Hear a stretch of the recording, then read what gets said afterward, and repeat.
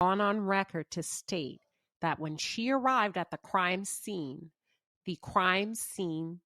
appeared to be staged. I need to know what that means from a mother's perspective. If by the grace of God, Jolanda, who's Zakira's mom, if you're listening, I need to know what you mean by staged. That will give me a little bit more insight. I want to know, how can you stage? And I'm not refuting it, but I want to know, what does that mean? When Zakira's mother got a hold of the autopsy, first of all, the autopsy shared that Zakira was in the back seat and not driving as if she was told, like she was told initially. So I want you to think through this with me. We know for a fact that based on the autopsy and the rescue crews, and also the examiner's report, her body was found in the back seat. When you think about the impact of a car crash and the projectile, you either go forward to the side, but I've never known, and I could be wrong, the body to go to the back seat. Okay? If you were driving and if you were strapped in. So I think that was a lie from the friends. Zakira was not driving her car. One of them was driving her car. Now, here's my question to you that I need you to work on. If you were sober, and if you went out to a bowling alley, because it's alleged that she did not have any drugs or anything in her system. So if you were sober, why would you allow one of your two drunk friends to drive your car? Think about that.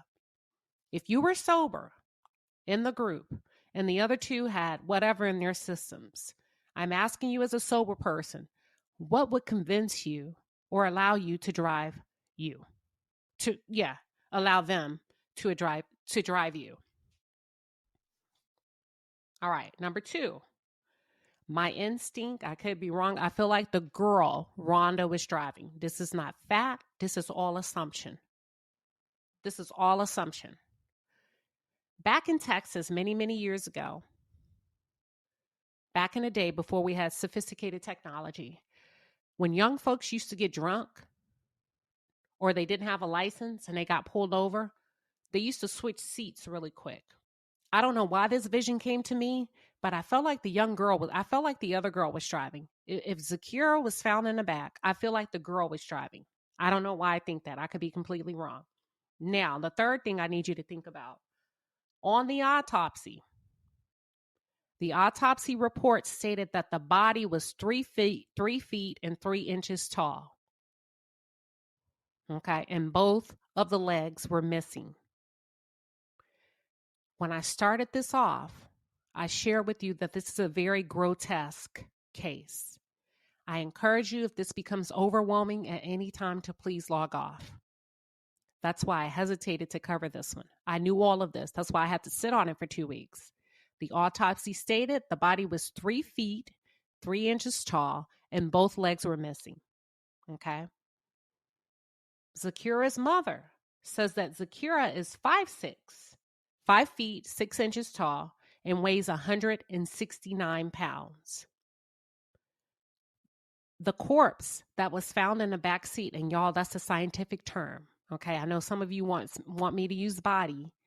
The corpse that was found in the back seat weighed only 88 pounds. I have a lot of thoughts, but I do not want to influence what you come up with. The fourth thing is, if I had any recommendations to Zakira's mother, I would say you go to that bowling alley and you make them pull the tapes.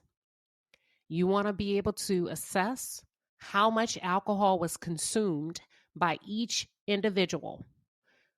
You also want to pull the tapes from the parking lot to see who drove your daughter's car.